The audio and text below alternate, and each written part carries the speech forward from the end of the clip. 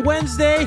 Welcome to EST Afternoons here on Edmonton Sports Talk, your clear choice for Edmonton sports. It's Joaquin Gage. It's Hernan Salas. It is the producer, Zachticum. I'm a little angry at right now. You can listen live to us at EdmontonSportsTalk.com. Tune in or the iHeartRadio app or watch us on YouTube channel. And if you are watching us, hit that thumbs up. I think we've hit 100 the first 2 days, Gage. Why not make it 3? And we're going to do it for hopefully a quick recovery for Zach Hyman and 100 thumbs up for Ed Hervey. What a press conference. We're going to break it all down. Text us 780-218-9999. Today on the show, we're going to talk a lot of Elks, Ed Hervey. Of course, the Oilers picking up a big 5-2 win last night in Ottawa. They look really good.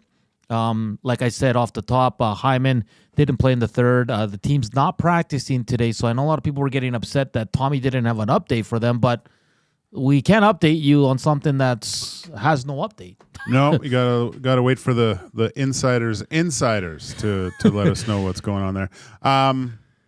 Speaking of Hyman, what do you think of him going out for the third? Yeah, does it make sense to you? Like not playing? Not playing well. Oh yeah. Do you think that I should rephrase? Do you think this was something that had been lingering? Because it really, when you look at the hit and stuff, it didn't look like much, no. Yeah. Right? So I wonder if it was just the straw that broke the Hyman's back. Could be. Let's knock on wood that it's not long term, because this is one guy. Even though he's not having the best start to his season, you can't lose him and Arvidsson. Like that's tough. Yeah. Arvidsson's main issue, I think, his whole career is the only thing that's been hindering him is health. Hyman's been quite healthy overall, but part of me, just because I was quite harsh on the Hyman yesterday. I was okay. Maybe he's banged up, and that's the reason that things, because he just doesn't have that. He's usually just like a dog on a bone. Yeah, and you haven't seen that ferociousness in the corners with Hyman. That's a very, very good point. Of course, we're going to break down the Oilers game to every detail, including Evan Bouchard's highlight reel goal, and then he almost got walked and face planted. That was a fun night. But we got to get. I'll give you the show lineup. 120, Gager. We got to go to Jake Ceresna. Love it. I was going to say Stanley Cup, Grey Cup champion, former Elk. He can only do 120. He was supposed to do later, but they have team meetings and stuff because they've been celebrating. Yeah. So it's going to be great to catch up with Jake Ceresna. 140 Hernan's World, and then the second hour, once again, completely open. We'll talk a lot of Elks, a lot of Oilers. BC Lions make it official. They have fired Rick Campbell as their head coach. Rumors are swirling and are heating up that he will be the Elks' next head coach. But all in all, I was down there, lots of media. It was great to see a lot of staff members. A lot of the coaching staff was there.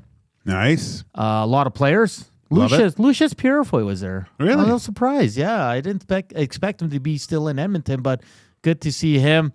What did you make of Ed Hervey? I said it off the top. We were talking off the air. That's an intense duel the Elks got leading the charge. Yeah, I put them up against any other president GM, and I think they probably get this more likes than the Tyson Fury Tyson Paul fight. But no, it's a great message. It's intensity. I like the stories, but again, buddy, I'm just they've got the pieces are coming together, but I really want to see the final pieces, and part of that is what's going to happen at the quarterback position. I don't know from my limited research. I think there needs to be some adjustments to the O-line, if regardless of who's at the quarterback position. That's fair. I think that on D, by all accounts, Nick Anderson loves it here, but I think trying to get him kind of solidified. We talk about that revolving door, or we don't. Morris does. Let's stop that thing. Let's get the people that you think that are cornerstones of the organization and start building around it. Now that you have a GM, maybe that those little pieces start to finally start getting done. Yeah, and let's start there because our own Reed Wilkins asked the question about Trey Ford, and it was interesting because I felt Hervey took some shots at the previous regime, specifically CJ. Yeah. But he said electric, fun player to watch. He said as an opposing GM, he would scare the bejesus out of the teams. Okay. Which is good. That's great. But he also said, I need to have a conversation with him, see where we're at. Because he goes, you hear things, all right around the league. And we all about he didn't want to do packages. He's this, he's that. And think of this, Gager. Who went to Hamilton late in the season as a defensive coach? Chris Jones. Chris Jones, yeah. So I'm assuming here, but put it together. I mean, a lot of people can put it together. Maybe it came from him. So I like that he's like, we're going to have a serious conversation, and I want him to tell me what went wrong or why it didn't work. Or straight from the horse's mouth. Yeah. That's what you need. And the other part I liked, he didn't commit. He said, I want him to, if he is here, I want him to compete for the job. He's not giving anything. No, yeah. Right? I think that's totally necessary. This guy, for all the things about Trey Ford that we like, he still hasn't gone in and earned it, right? Yeah. I don't think last year, I don't think it was the setup. It wasn't his to compete for. It wouldn't have mattered what he did. There was no competition. Yeah, there wasn't. Yeah. He knew where he was going to start the season. So now, let's see what happens start of camp. And, may the best man win. Yeah, so that's a very positive sign. I also liked, it was interesting when he said, he goes, the kind of the look from the outside into the Edmonton Elks is that they were the laughingstock. Oh, really? Yeah, that's what he said. And he's not wrong. And he said, star players around the league were saying, don't come to Edmonton. And one that was here was Kenny Lawler, and he said that last year. Yikes. He was telling players, don't go there. It's a complete mess. And in a sense, Gager, because I was there, I mean, he's not completely wrong. Mm-hmm. Like, the Elks were a tough team. They couldn't win at home. They couldn't win. It was so many players in, so many players out. And I know the regime that was there was trying to just, quick fixes. And I understand that to a point. But for him to say that, he pretty much said, I do not like where the club sits in terms of the league. It is close to a laughingstock. Okay, well, and fix it. Yeah, exactly. So, but it's crazy how people are looking at Edmonton when people used to look at Edmonton as the evil empire. Yeah, and they went to this. So there's a lot of work to be done, Gager. It's exciting, but we were excited 3 years ago when it was Victor and Chris Jones. Did my name ever come up in regards to wieners, cooking wieners? No? No, I think your job is safe, though. I don't know. I want more responsibility, Edward. I think your job is safe, but I did like that he was at least transparent in that. With my wiener? No, the other part I like, Gager, was he talked about his mother was a big part of his life, right? Like, he's not married, no kids.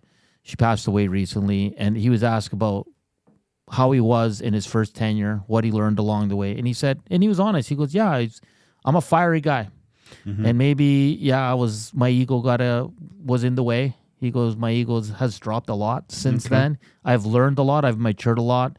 And he goes, and with my mother, with her passing, I always told her, I'm going to make you proud. Oh, nice. And it looks like obviously Gager, he's more mature, but he just looks like a guy that's not going to be kind of he was hard to deal with. Let's just put it that way.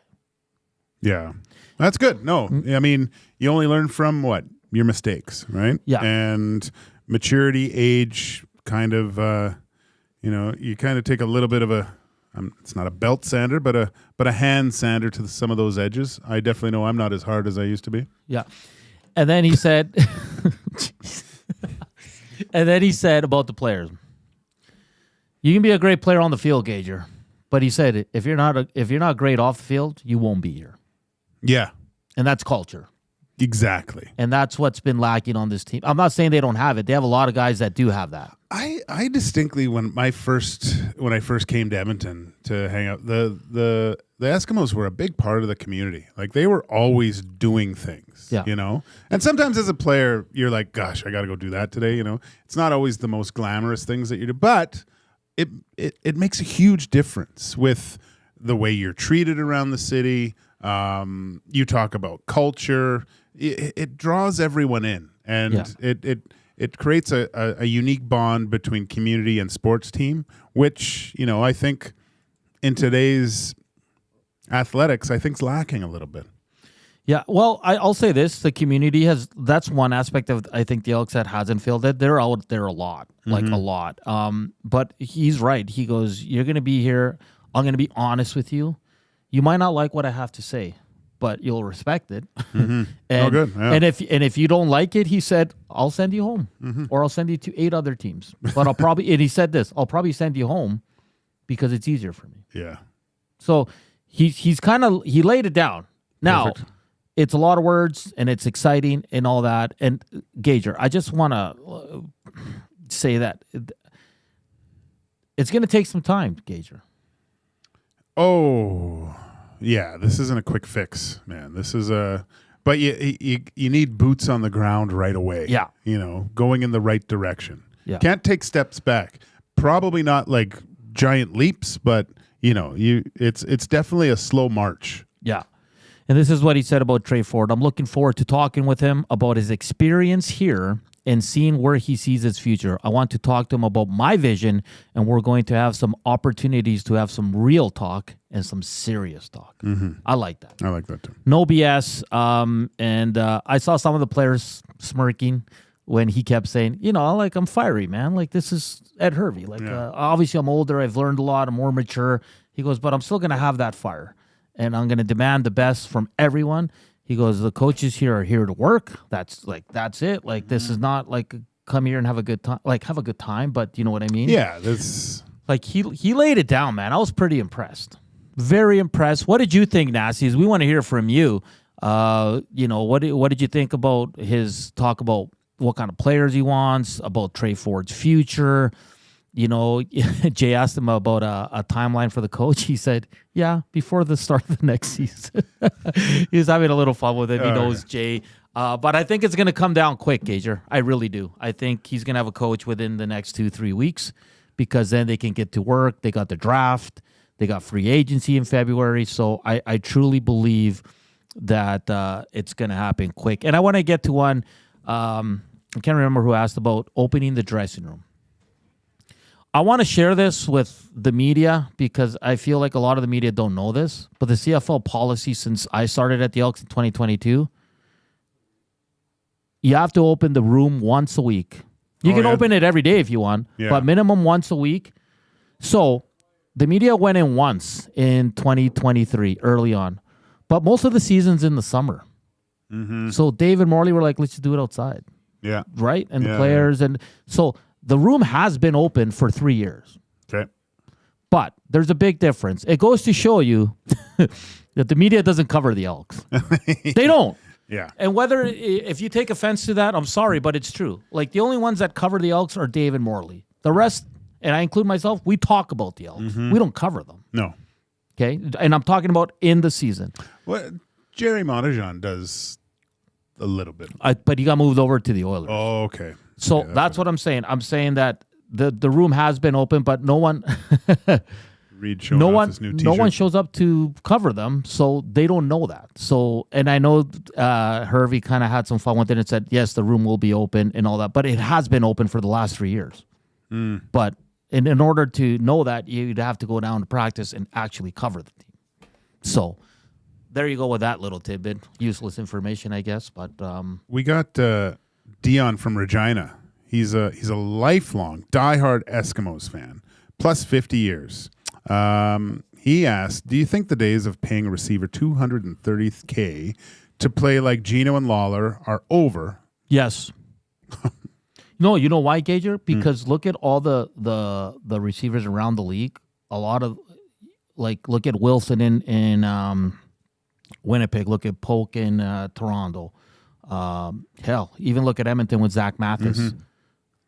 You can find good young receivers for cheap. Yeah.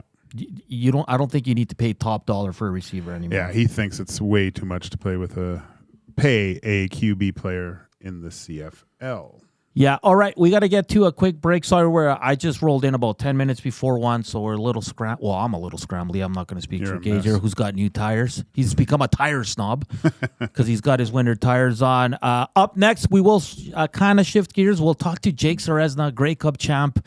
A lot of celebrating. Very happy for the big man. We'll get his thoughts and just kind of recap this whole week and the weekend for the big guy, Jake Ceresna. That's coming up here on EST Afternoons. Of course, we have the EST Flyaway to LA coming up in the second hour as well. Joaquin Gage, Hernan Salas. We're back after the break, but first up, here's Zach with a sports update.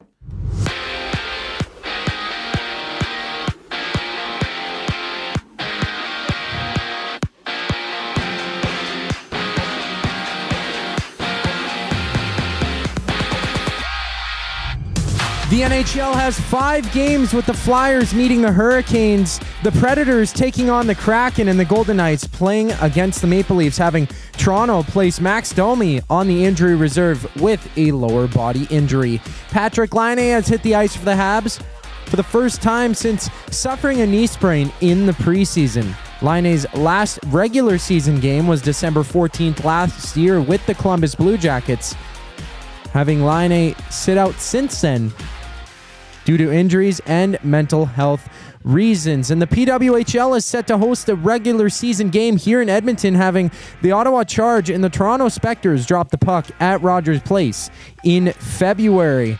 Over in the CFL, the BC Lions have relieved head coach and co-general manager Rick Campbell of his duties while promoting Ryan Rigmaiden and as general manager, and Neil McAvoy to vice president of football operations. Elsewhere, we see the 76ers tipping off with the Grizzlies, the Knicks going at it with the Suns, and the Pacers battling the Rockets for 8 games in the association. After a quick break, Grey Cup champ and former Elk Jake Ceresna of the Argos joins EST Afternoons.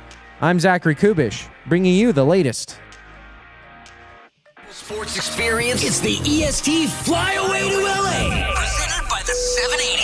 Listen daily for the EST Flyaway keyword. Once you hear it, text us at 780-218-9999 for your chance to qualify to fly to LA. Round trip flights for 2, hotel and car rentals, all to go see Edmonton face off against either LA or Anaheim. Plus, experience the brand new Intuit Dome as the Clippers tip off against the Warriors, and top it all off with the Rams kicking off against the Cardinals at SoFi Stadium. This is more than just a trip. This is the ultimate sports experience. The EST Flyaway to LA, presented by the 780 and Edmonton Sports Talk, your clear choice for Edmonton sports. Since 1952, William Huff has been the heartbeat of Edmonton's advertising world. From humble beginnings to a citywide powerhouse, we've been the go-to for signage from print to design and installation. Partnering with Edmonton's top sports franchises and major events, we've helped shape the city's global reputation. Our secret? Unmatched customer service, decades of experience, and a passion for excellence we call the William Huff Advantage. Visit us online at williamhuff.com. You want the heavy hitters on your team, both on and off the ice. If you've been injured in a car accident, call the heavy hitters of injury law. James H. Brown and Associates, Alberta Injury Lawyers. With over 200 years of combined injury law experience, their precedent-setting lawyers are ready to help. Locally owned and proud Edmonton Oilers fans, James H. Brown and Associates wants to support you with their unrivaled experience, unrivaled results, and unrivaled commitment. When accidents happen, head to jameshbrown.com.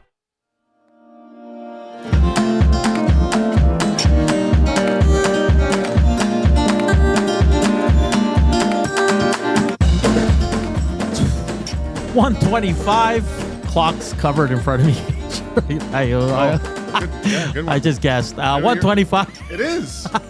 Here on EST Afternoons, it's Joaquin Gage, it's Hernan Salas. I got to read this one for the Nasty Chat. Rip City Step. Is Zach trying out for the Elks cheer team? Looking good today. Right. He's ready the double E. He's ready the double E. We do have more news from Farhand, but let's get to our big guest of the day, of course, Grey Cup champ with the Toronto Argonauts, former Edmonton Elk, Jake Ceresna, defensive lineman. Jake, my man, how you doing? Good. How are you doing? Good, man. How's the celebration going? Oh, man, it's been great so far. It's been crazy. Haven't gotten a lot of sleep, but it's been a lot of fun. Jake, let's just go back to Sunday. I mean, you guys were big underdogs after losing your starting quarterback, and my co-host here, Joaquin Gage, he wasn't sleeping on you guys. He said, be careful with the Argos. But your defense was outstanding. Just can you talk about the moment for you hoisting the Grey Cup, what it meant for you and your family? Oh, man, it meant the world.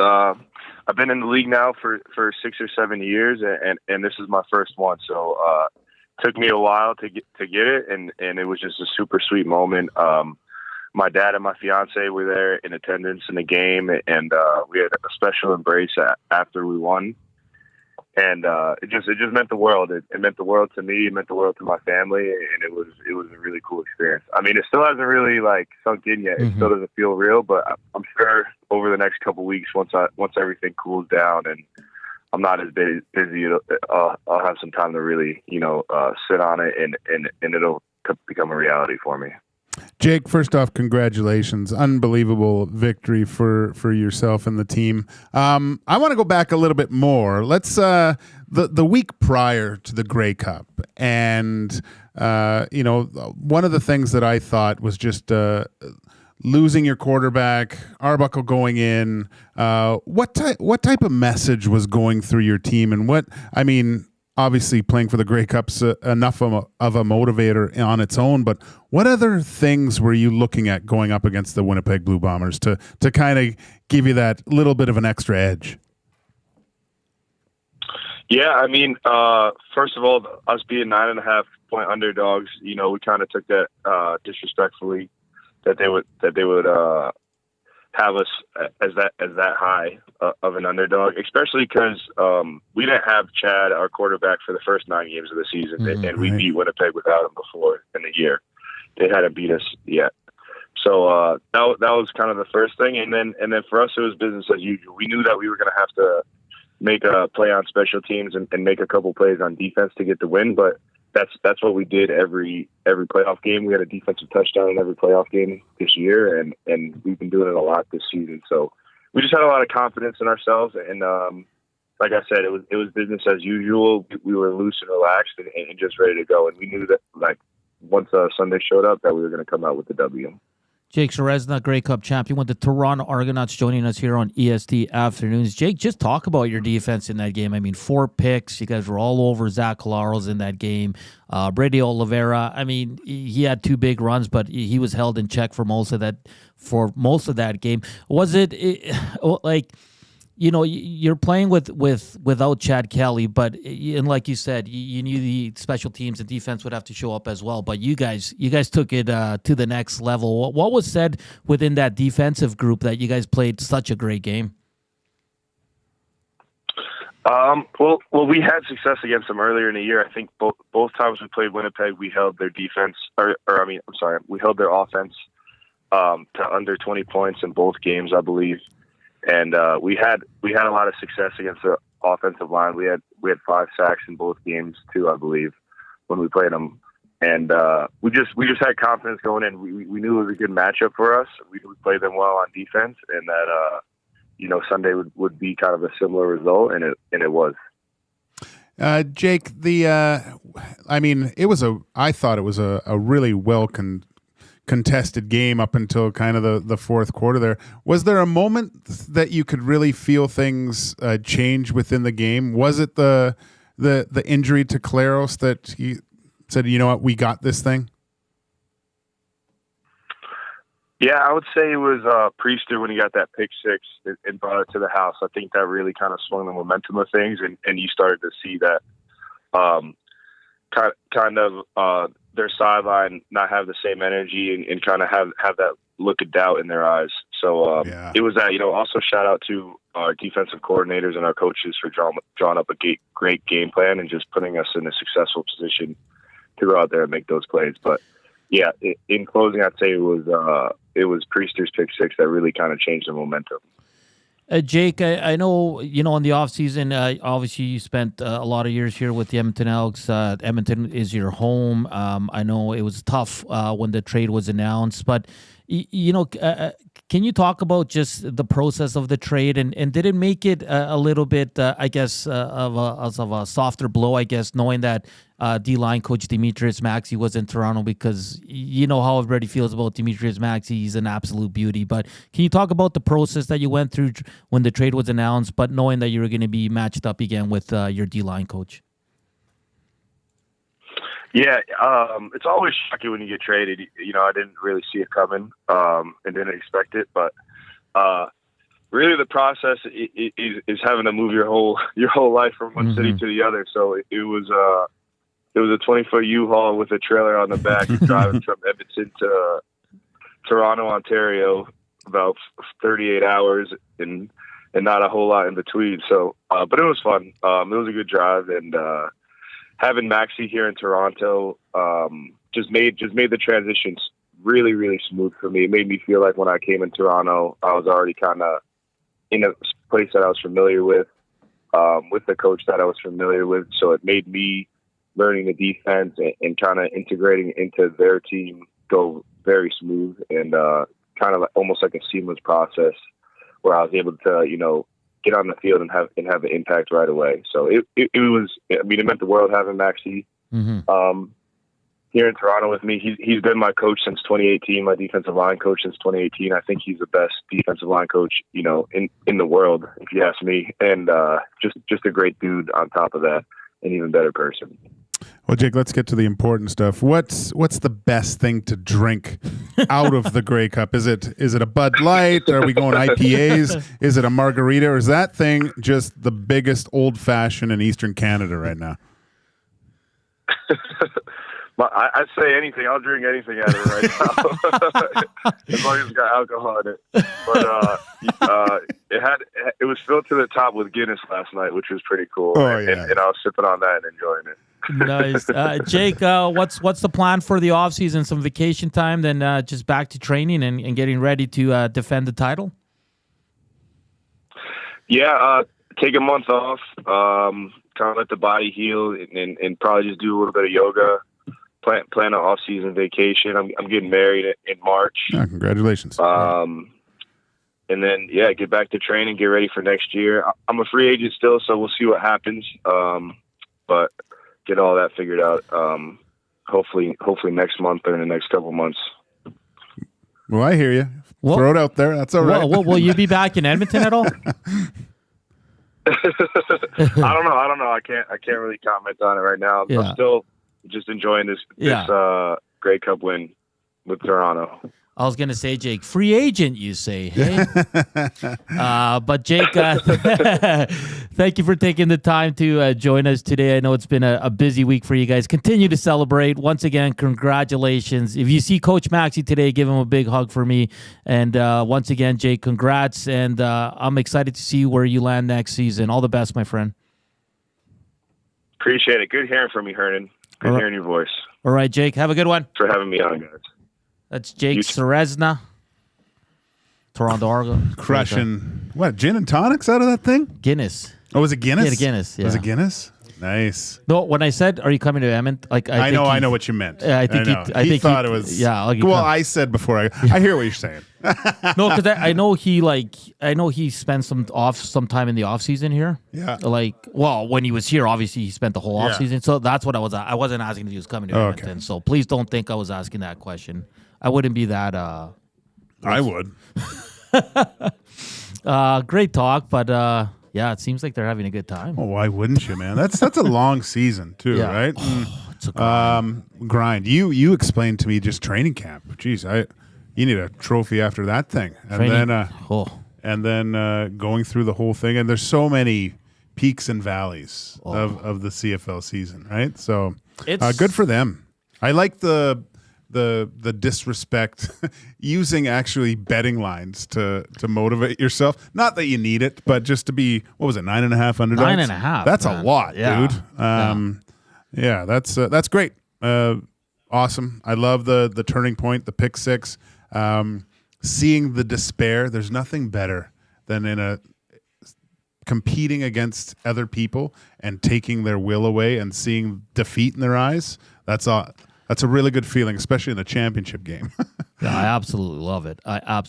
And he's a great guy. He was great in the room. I know he was crushed when he got traded. Oh, really? Yeah, he did not want to leave Edmonton. And I'll say this, that's saying something because the team wasn't very good. Yeah, it sucked. You know, he hadn't played in the playoffs since his rookie year in Ottawa, so good on him. He's a hell of a player. He's an even better person. Do you think he re-ups in Toronto? I didn't know he was a free agent. I didn't know either. I was looking because I didn't want to ask. Ed Hervey, start making some calls.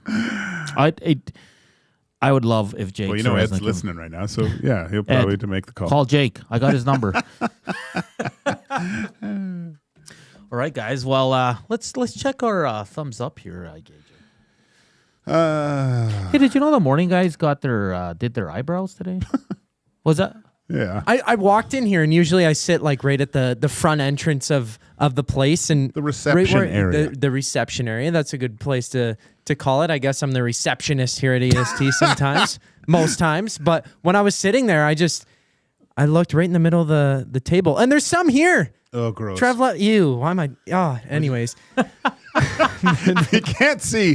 That was great. That was good. Stop You just grabbed touching it. Oh, there's nothing on here. We're good. Okay, We're okay. good. They had the eyebrow strips here. Trev, thanks for cleaning up your mess. But I walked in and they had it right on my desk. We were talking about tomorrow's Dusty's much expected return. Really? And with Belzy, we were thinking it should be like The Undertaker. Like the whole studio's dark. And then you hear the Undertaker song, like the bell. Boom. And then one light, and Dusty's just sitting here. I wish we had a fax machine so he could mimic Michael Jordan. Just say, I'm back. He could come into the Bulls. Yeah. Do, do, do, do, do, do, do. The flu game. The flu game. It's been a month. He wouldn't like that. No. But actually, LeBron, what? 3 triple doubles in a row? Joke. That's a joke of a league. Contacts, right? Who's he doing it against? He's the only good player on this team. I kid. Alleged return. We don't know if Dusty's actually returning. Yeah, no. This is Will, keep your phone on. Don't turn off your phone. Yeah, no. Turn on your headlights and keep your phone on. 43 thumbs up. We're doing really well, guys. Let's hit 60 here by the end of the hour. I just also want to say, just because you had mentioned I got my winter tires on, that, it's minus 11 right now in the greater Edmonton area. Cloudy, feels like minus 14, but we are expecting snow around 5 p.m. So definitely make sure your headlights are on and give yourself a little bit extra time, to get home. Yes. Don't go crazy. Yes, and don't become a tire snob like Gage. I drove home yesterday and I saw a tank. There was a tank going down 170th. Really? Yeah. Jesus. I was a little worried because I left the Commonwealth just after 12. But man, there was a lot of traffic today at lunchtime. Oh, really? Yeah, and I had to get gas. I was on E. Oh.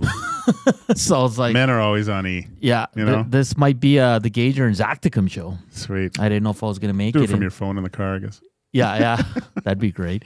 All right, guys, coming up next, we will do Hernan's World. I always prep, and I know this, but last night we did post game. I got home, watched Cobra Kai, and then I was up early. We were at Commonwealth for the hangout, so I haven't prepped. So during the break, I'm going to come up with something for Hernan's World. If not, someone help me, please. Rip City Step, you're a sharp dude. What should we do for Hernan's World? But that is coming up next. We'll have some fun with that in hour 2. Another qualifier for the EST Flyway to LA, and we'll get to all of your Edmonton Oiler texts.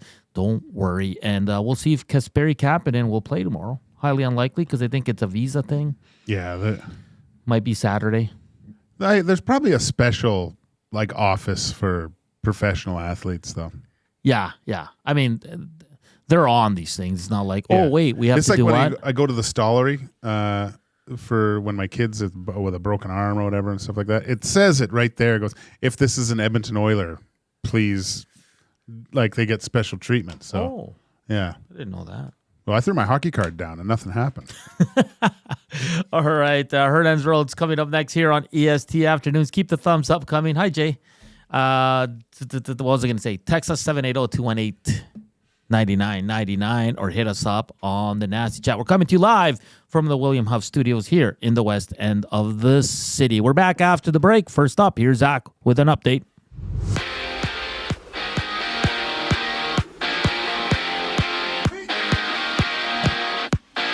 It's the Golden Knights facing the Maple Leafs with Max Domi hitting the injury reserve due to a lower body injury. And after that, it's the Sharks taking on the Stars. The Predators on the ice with the Kraken. The Sabres and Kings going at it with the Hurricanes meeting with the Flyers. And out in Montreal, Patrick Laine has hit the ice during practice for the first time since spraining his knee in the preseason. And the PWHL will host a regular season game in Edmonton with Sarah Nurse and the Toronto Spectors meeting with the Ottawa Charge at Rogers Place in February. And co-owner and head coach Rick Campbell has been fired from the BC Lions. With the move, the team promoted Ryan Rigmaiden to take over as GM and Neil McAvoy as Vice President of Football Operations. On the court, we see the Magic tip off with the Clippers for 8 games in the NBA. With your sports update, I'm Zachary Kubusch. After the break, we have Hernan's World. Wake up with the Nielsen Show with Dustin Nielsen and Lieutenant Eric. Weekday mornings 6 to 9 on EdmontonSportsTalk.com.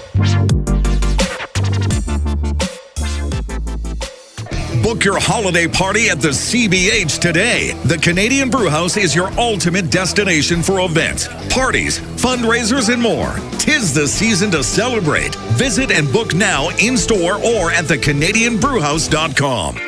Your brand deserves more than just a whisper, it deserves a buzz. At the Hive Product Marketing, they specialize in promotional products that bring the buzz. From eye-catching giveaways to unforgettable keepsakes, they got the perfect products to make your brand stand out and get noticed. Visit the Hive Product Marketing and let them create the buzz your business deserves. The Hive Product Marketing, the official merch partner of Edmonton Sports Talk. Visit them online at thehiveproductmarketing.com. Hi there. If you're like me, you like to picture yourself in luxury, even though there's absolutely no way you could afford it. And if you can, well, even better. Thankfully, I picture myself in something that is luxury, but still absolutely affordable, like the all-new Mazda CX-90 from Park Mazda. With the new luxury features like facial recognition settings and quilted detail Napa leather seating, I can pretend to be comfortable with all of my proper settings activated without even touching a button, thanks to Mitch Lewicki and the great staff at Park Mazda. I like to picture Mitch Lewicki in a tuxedo t-shirt because it says, like, he wants to be formal, but he's also here to party too. Park Mazda, your dealer for life in Sherwood Park off Y Road.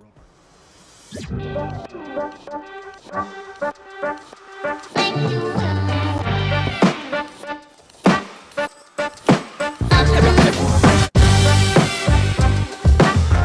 1:44. Welcome back to EST Afternoons. Hernan Salas, Joaquin Gage, Zachticum, Edmonton Sports Talk, your clear choice for Edmonton Sports, just ahead of Hernan's World. But some news again from Farhan Lalji regarding the Edmonton Elks. I'll just pull it up here. So he just tweeted about 20 minutes ago, the Elks have asked for permission to speak to BC Lions OC Jordan Maksimic for their vacant head coaching position. No request has been made yet for Rick Campbell. If he's fired, do they have to ask for permission, Gager? I don't think so. There's weird rules though with coaches though. I usually if a player is available, unless I don't know if there's restricted rules or something. Seems like if someone's fired, if he leaves, then maybe you're not. But if he's fired, there might be different rules. But I don't know. Yeah, but that's interesting that Jordan, because we thought Rick Campbell, if he comes in as coach, he'd bring in Maksimic as his OC. But Maksimic as a OC, interesting, because Winnipeg's OC Buck Pierce is being rumored to be going to BC. Oh, so how do Elks fans feel about that? I mean, he's from Edmonton, started his career there.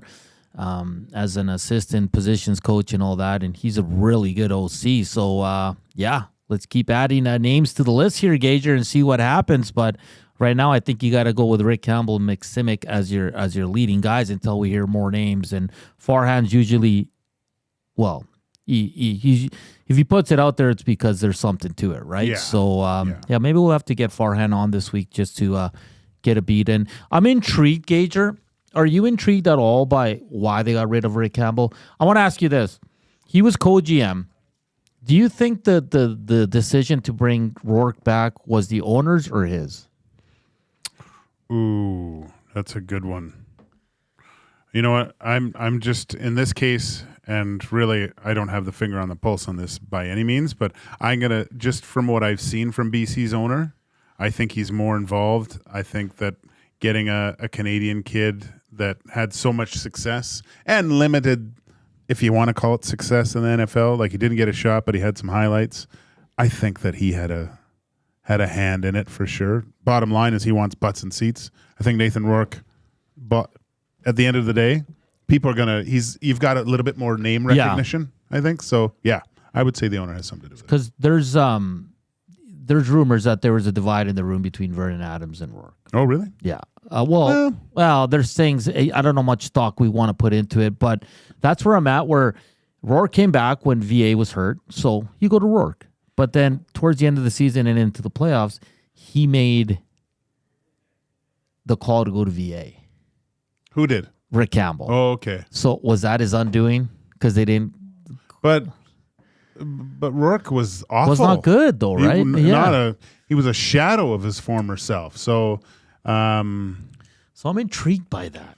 Yeah, no, it's I love always the end of the year because stuff starts leaking. Yeah, you know the dams are breaking. So is Ray Campbell gone because it was because they were hosting the Grey Cup? The goal was to get there. They didn't get there. That's the number one. But number two, is it because there is maybe a internal battle about who should be the number one quarterback? I don't think they had a choice though.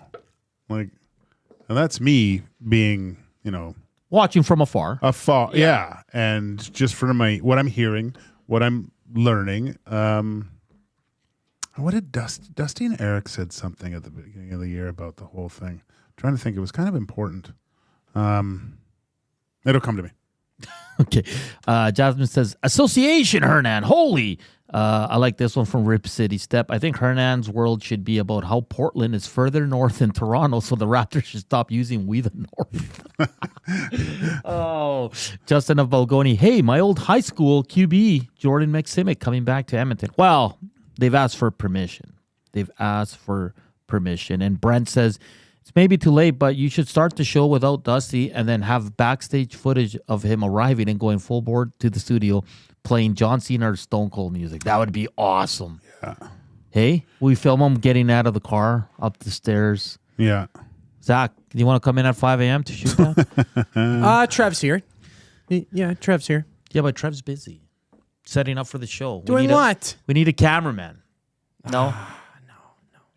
All right, let's get to Hernan's World for the Garrison Curling Club. If you and your team are looking for a fun and exciting way to build some chemistry, look no further than the Edmonton Garrison Memorial Curling Club. Located on CFB Edmonton, the Garrison Curling Club offers 6 sheets of ice, a full-service bar with kitchen, and includes all equipment needed for the corporate bonspiels. And the Garrison Curling Club is run by Nasties. As an added bonus, they will offer 10% off ice rentals to all EST listeners. Email curling@egmgolf.com and mention EST to book your corporate bonspiel today. And with that, let's get into Hernan's World.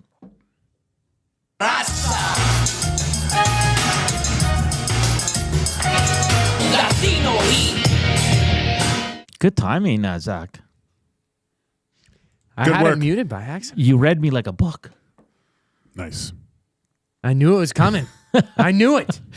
All right, guys, since I didn't have much time to prep for this, we're going to stick with the Edmonton Oilers, everybody's favorite topic. I want each of you two, Zach and Walk, give me 2.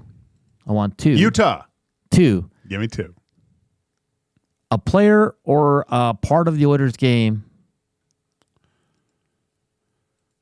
that you would flip right now. Yeah. Do you know what I mean? First of all, I like that I'm doing all your work for Hernan's Road. That I'd flip.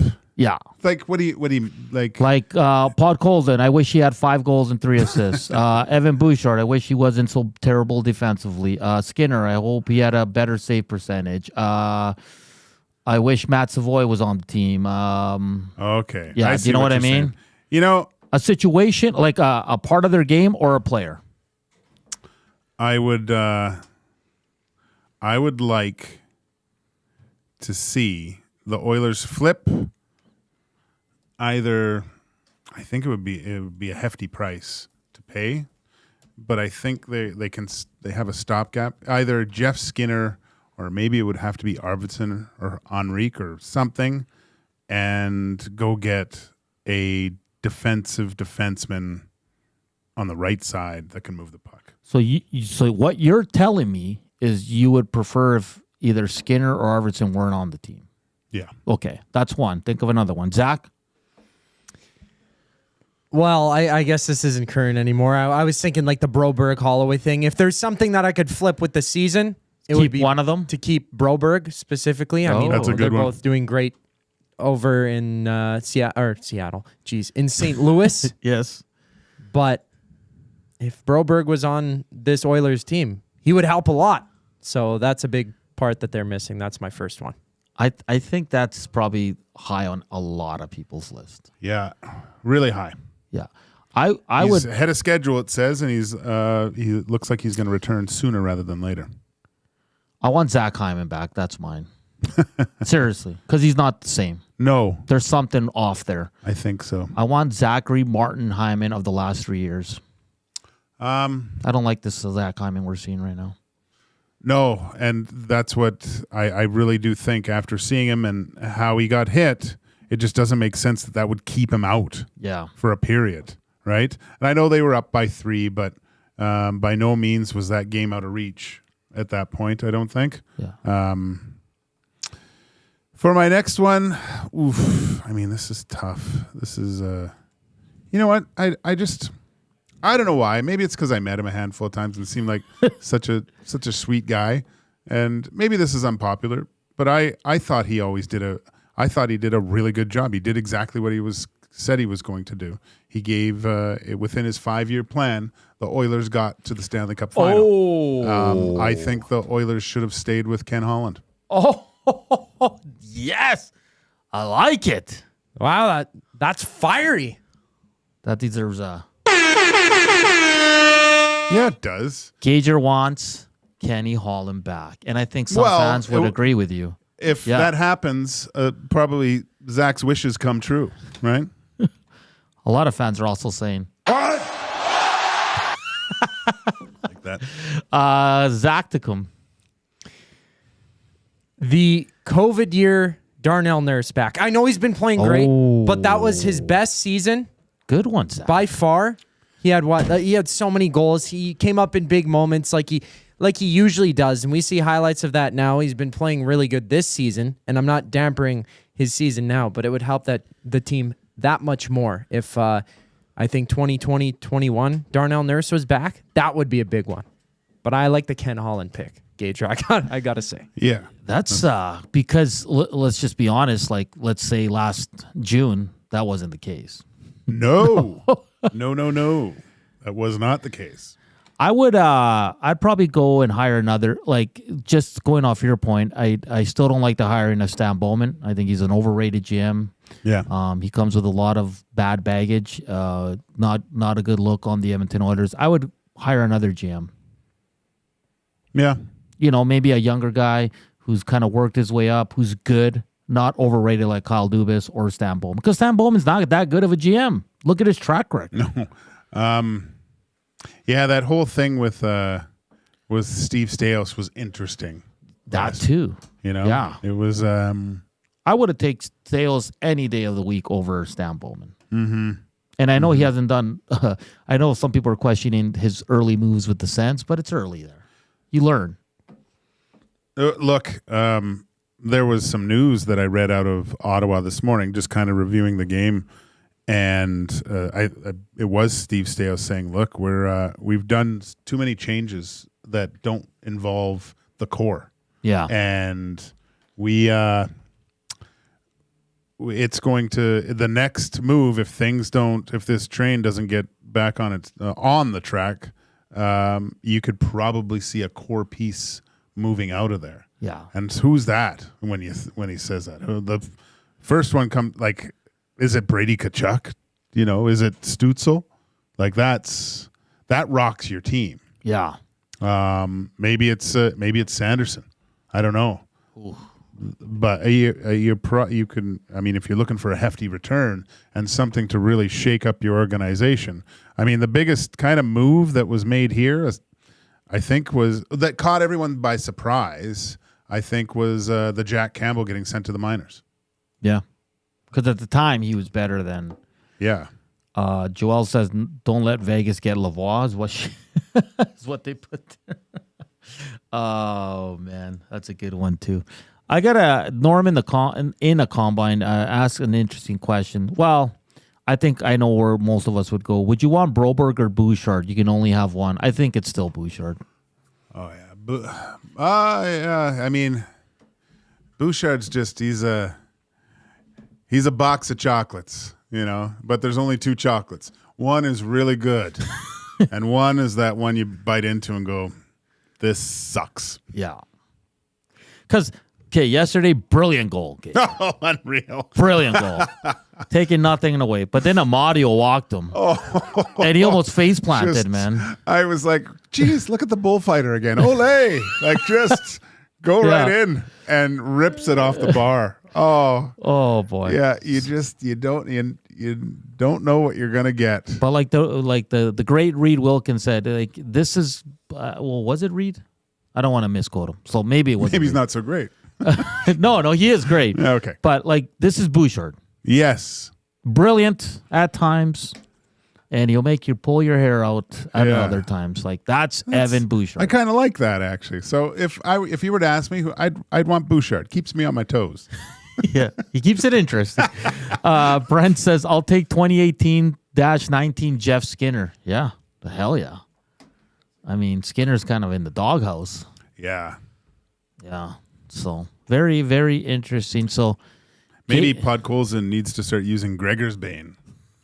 Get some goals. Don't start. I'm comparing Podkolzin. I'm getting the same vibes of Jesse Puljujarvi. He retrieves the puck. He's so good on the forecheck. He makes McDavid better. I'm getting the same vibes from Podkolzin. And listen, I don't mind what Podkolzin's doing.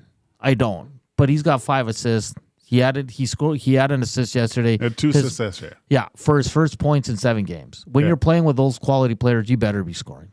Yeah, you should. But I'll also say it takes a good hockey mind to play with really talented players too. So that I tip my hat to him. He doesn't look out of place with them at all. Mm-hmm. But he. I mean, I think there's a confidence level with him. I'm not saying that he'll have 10 goals by now or something. No. But I mean, he's either he can't shoot the puck or those goalies have the quickest sternums in the league, right? Because he's really testing out the crest on a lot of these guys. You're not supposed to aim at the crest, Vasily. So we'll see. Pool party and pods are way different styles. No, I get that. But what I'm saying is when Jesse Puljujarvi was here and wasn't producing, everybody was like, yeah, but he retrieves pucks for McDavid. He makes McDavid better according to analytics. That's what I'm saying. I'm not saying they're similar players. Hey, Ian in the text line, he goes, that tank lives in Meadowlark. It's a pretty cool unit. You can just have a tank?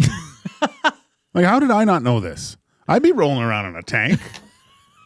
Me with a helmet on, just that'd be great. That'd be dope. Huh? I like watching old World War II documentaries. Oh, do you? And just seeing the German. Remember the tanks they had? Oh, dear. Oh man. You haven't watched Band of Brothers though? No, I should. You said it was really good, right? It's the best ever. Yeah. It's a lot. Well, what would they call that? A live action documentary of World War II? Because everything in that happened. And it's. So is it like a show or 12, is it a documentary? It's a 12-part series. It's a TV show, but it goes through the whole, and even to the point where they storm the Eagle's Nest and in Austria and get into Berlin and stuff. Okay. And you see what happens after the war too, a little bit, which wasn't good. Because it was over in Germany, but it was still going on in other parts of the world. Yeah. So they were occupying, and that's when you realize that armies shouldn't be occupying civilians like that. Because bad things happen. I have a lot of World War II information that I don't really use. No? Well, now we can talk. I don't know anything. Matt at the Garrison says, you can indeed. I have a tank here at the Golf and Curling Club. Really? Yeah. Well, I got to get to the Garrison. Gager's going to buy a tank. I just want to. I don't want to buy it. I just want to drive it. Oh, we got to get to break. That does it for hour one here on the EST Afternoons. Coming up in hour two, we'll continue the Oilers and Elks talk. Lots of news around the sporting world as well. We'll also have another qualifier for the EST Flyaway to LA. Portions of this hour brought to you by the Canadian Brewhouse. Wing Wednesdays are unbeatable at the CBH.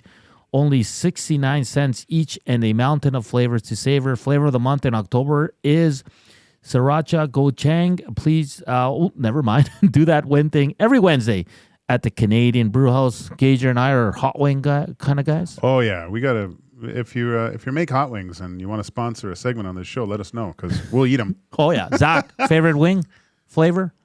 Salt and pepper. Oh, Pretty boring. Can you do hot? Can I do hot? Yeah. I wanted to do that hot wing challenge.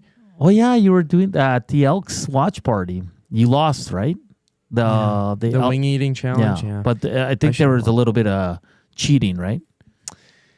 We're past it. I've forgotten about it. Now you bring it back up. Just let it be. Let it be. I can't change the past.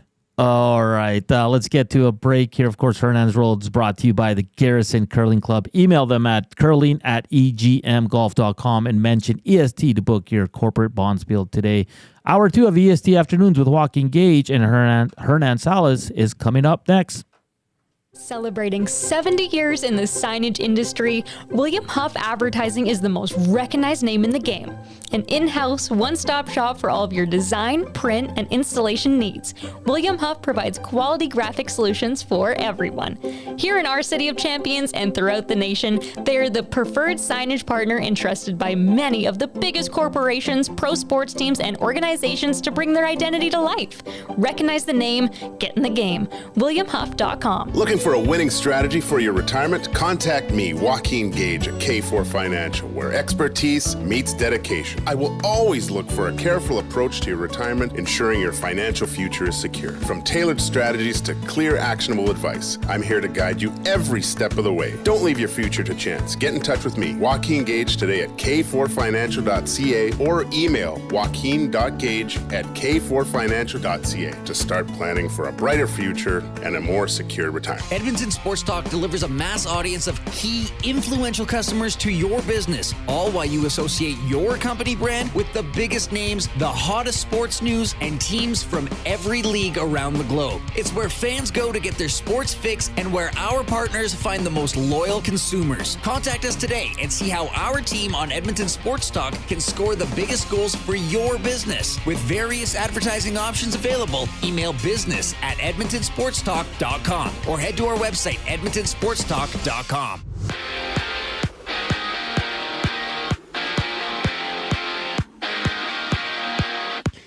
The NHL has 5 games with the Flyers meeting the Hurricanes, the Predators taking on the Kraken, and the Golden Knights playing against the Maple Leafs, having Toronto place Max Domi on the IR with a lower body injury.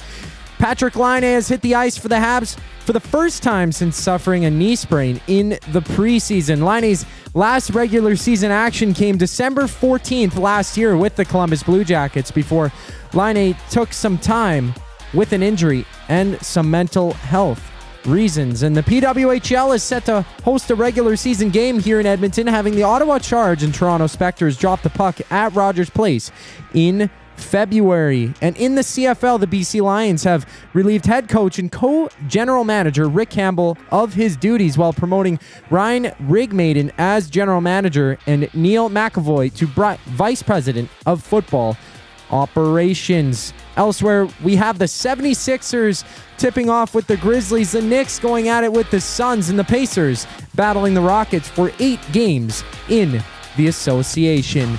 EST Afternoons with Hernan Salas and Joaquin Gage continues right now. I'm Zachary Kubusch, and you're up to date.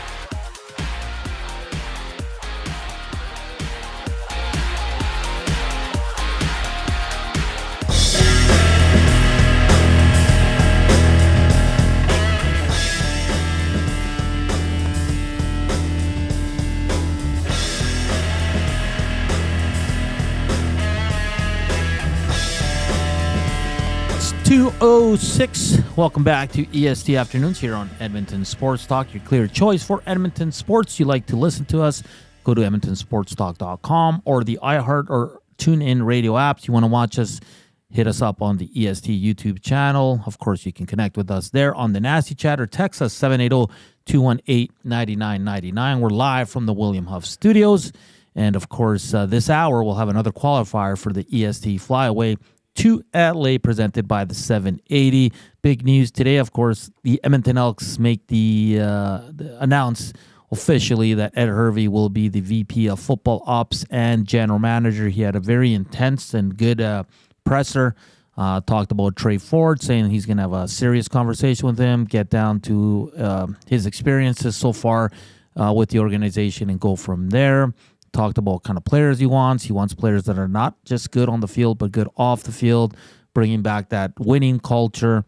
The dressing room, which has been open for 3 years, will continue to be open as well. But he just said a lot of great things. And I know some people are asking on the inbox and on the Nasty Chat, the old boys club. Well, I don't see it that way, Gager, because it's not compared to the Oilers. These guys, yeah, Ed Hervey was a GM before, but this is the first go-around for Chris Morris outside of being a player. Look, the Oilers the 80s were great. The 90s was guys were coming in. It was still, there was some shuffling around. Yeah. But then some of the old players started to funnel in, and the Oilers weren't great, but they were still a scrappy team. Yeah. Like they were a team that emulated the city of Edmonton so well, right?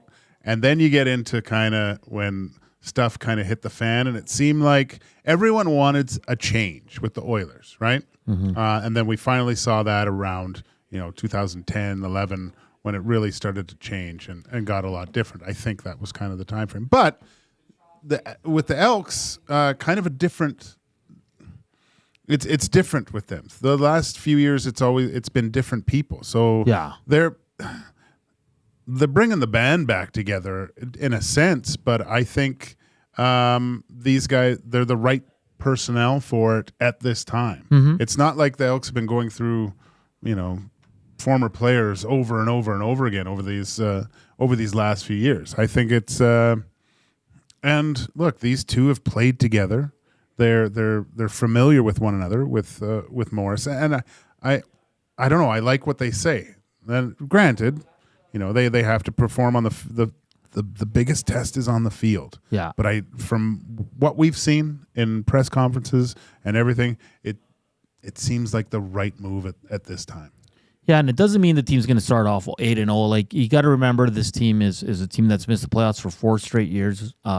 There's still some holes, and there's a lot of work to be done. But if it's two guys, it's these two guys. They're no BS. They're going to hold each other accountable, and Hervey's going to hold the coaching staff and the players accountable, and I think it's great.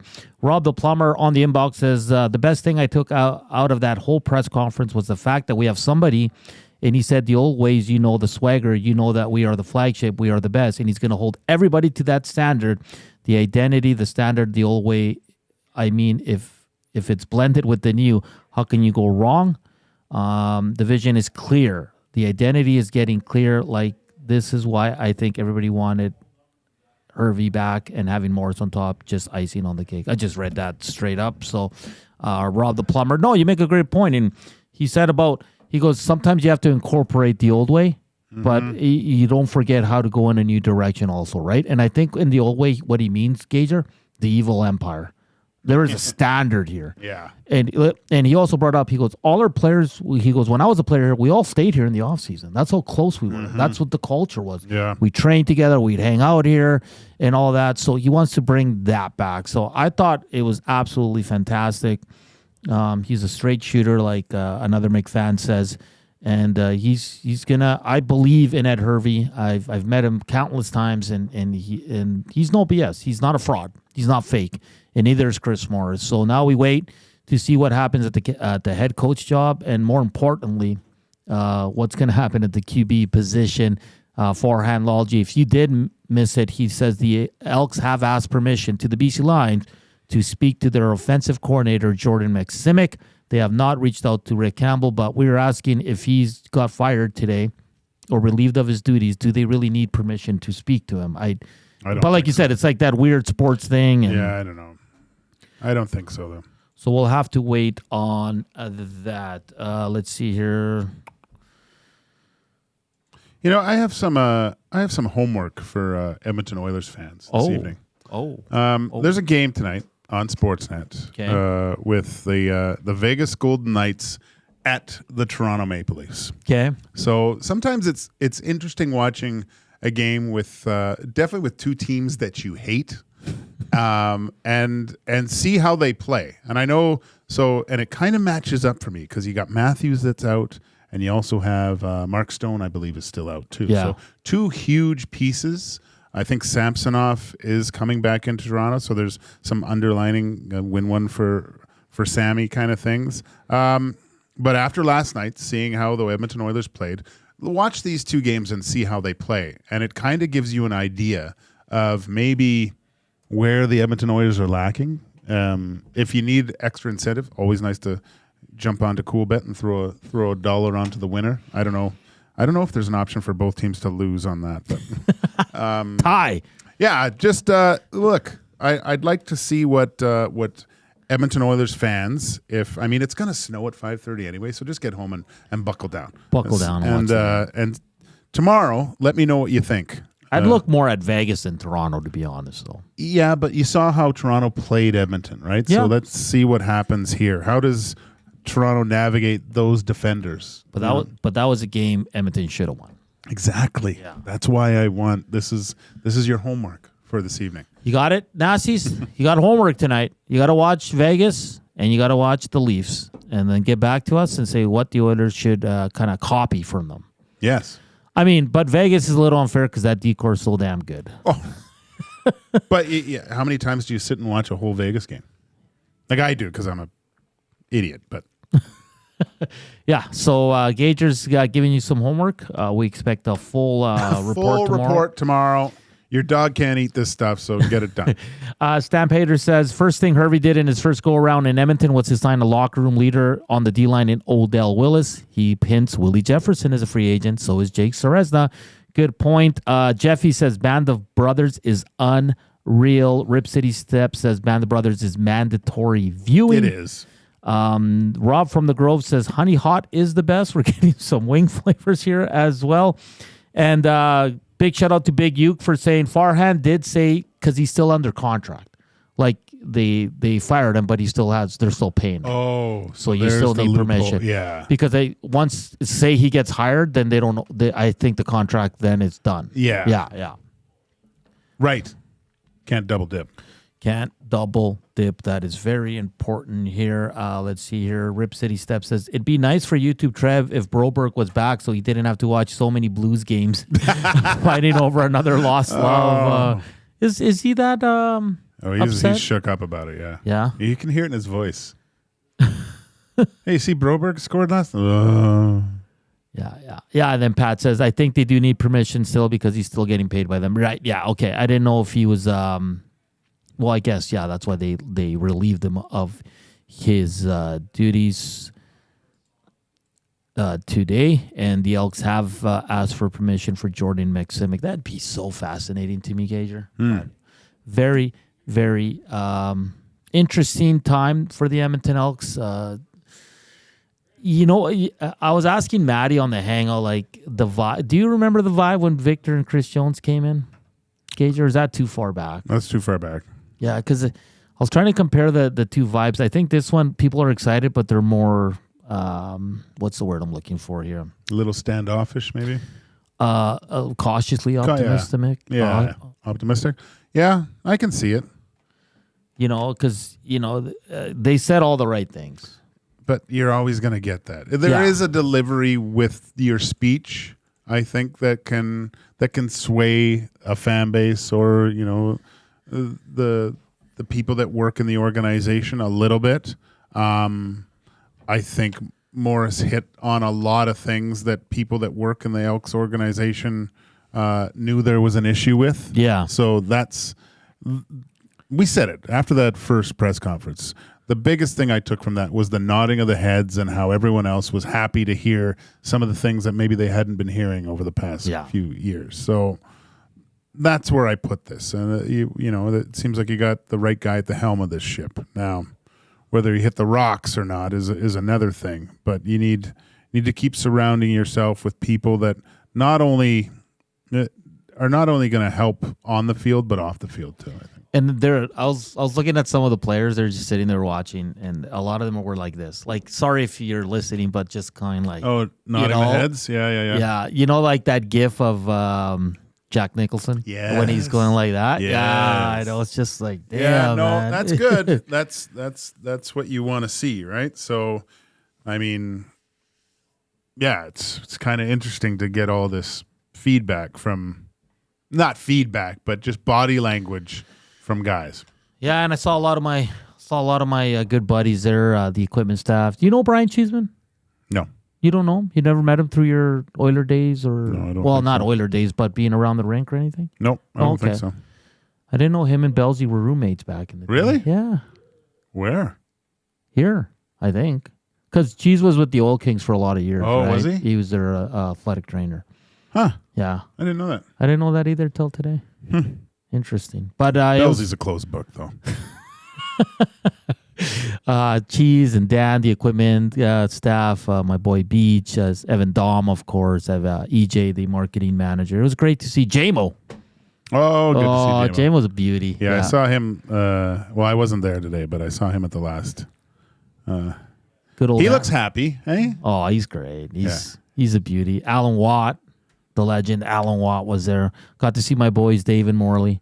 Perfect. Yeah. It was a good time. It was great to see a lot of media out there because the Elks haven't had a lot of media coverage. Gager, it was great to see. Like almost every outlet was there. Really? Yeah. It was. Well, you know, it's what better way to show a coaching staff that maybe if you're not even under contract that you show up at these things. It just shows that you want to still be part of something. And if you've probably been listening and hearing what these guys are talking about, and that's what you do. Yeah. Ian says no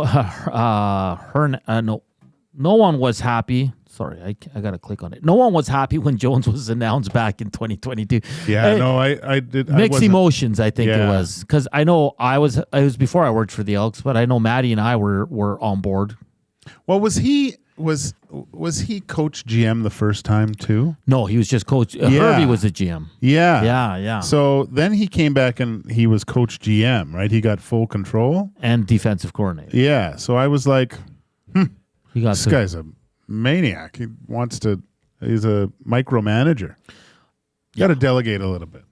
Yeah, it's I'm never a fan of the double role. No, the only time I had a dual role in professional sports was Slats. And he was coach GM. Yeah, but he's the best. Well, he didn't come out for practice. Not that he never came for practice, and he just showed up at the game and kind of. How much you knew Slats, right? Obviously. Yeah. Yeah. How like give me like a behind the scenes of his personality, kind of mean as a snake. For real? Oh God, scared me to death, man. Like if you had something to say, you'd say it. Oh yeah. Was there a funny side to him? A nice side? No. Didn't see it. No. But there was. I heard there was. Okay, you heard. Yeah. Yeah. But not to me, man. He drafted you? Yeah. Yeah. Oh, so he must have been nice on draft day. No. I went down there. He didn't know who I was or whatever. We had a meet and greet at a ballroom at the hotel he was staying at in Montreal. Yeah.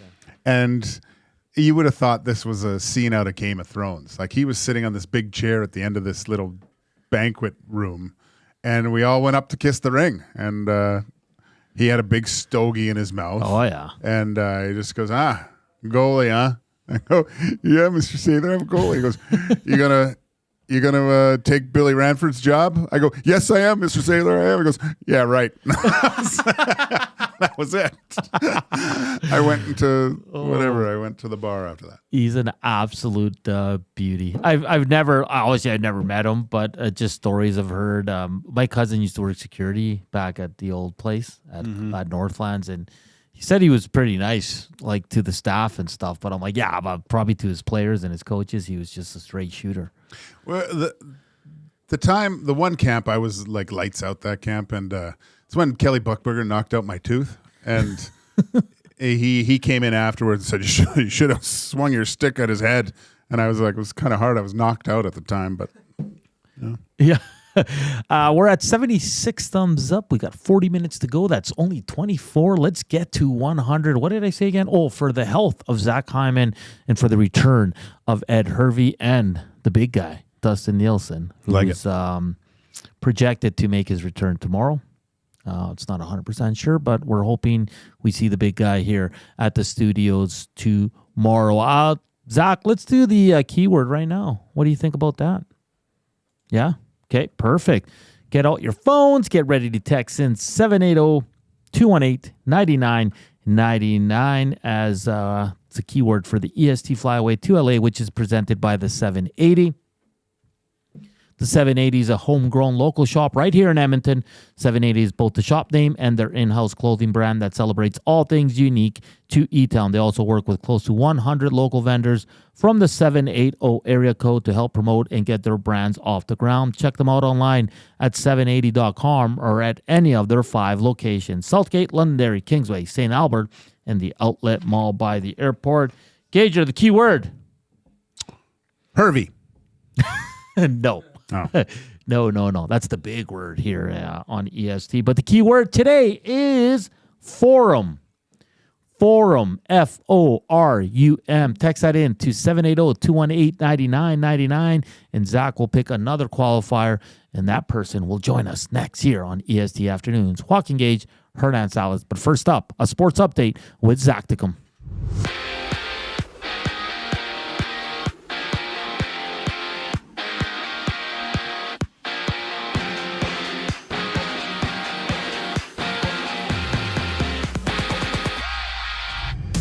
We got the Golden Knights facing the Maple Leafs with Max Domi hitting the injury reserve due to a lower body injury. And after that, it's the Sharks taking on the Stars. The Predators on the ice with the Kraken, the Sabres and Kings going at it, while the Hurricanes meet with the Flyers. In Montreal, Patrick Laine has hit the ice during practice for the first time since spraining his knee in the preseason. And in other news, the PWHL will host a regular season game here in Edmonton with Sarah Nurse and the Toronto Spectres on the ice with the Ottawa Charge at Rogers Place in February. Football sees co-manager and head coach Rick Campbell being fired by the BC Lions. And with the move, the team promoted Ryan Rigmaiden to take over as GM and Neil McAvoy to be named as the Vice President of Football Operations. On the court, we have the Magic tipping off with the Clippers for 8 games in the association. Just after the break, more Hernan and Gage here on EST Afternoons. I'm Zachary Kubusch, keeping you in the loop. Ready for an unforgettable sports experience? It's the EST Flyaway to LA. Presented by the 780.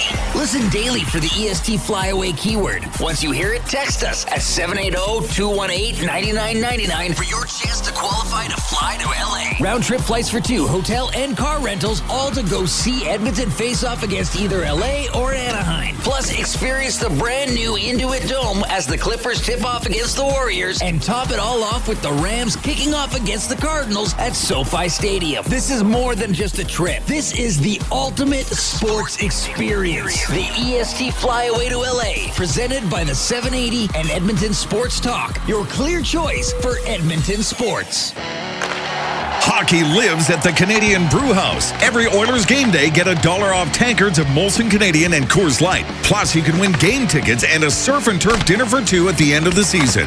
Full details at thecanadianbrewhouse.com. Celebrating 70 years in the signage industry, William Huff Advertising is the most recognized name in the game.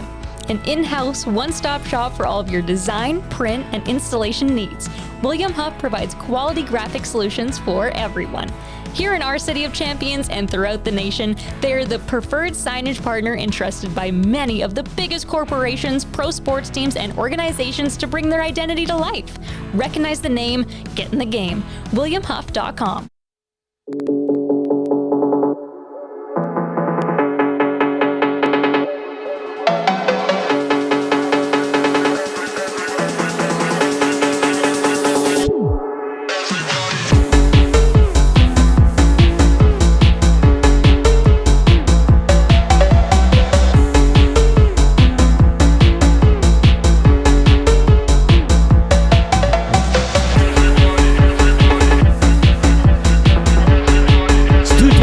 Welcome back to EST Afternoons. We're just ahead of our next qualifier for the EST Flyaway to LA, brought to you by the 780. Your next chance will be on the Reed Wilkins Show with Jay Millen, coming to you from 3 to 6. No interruptions as there's no Oilers game.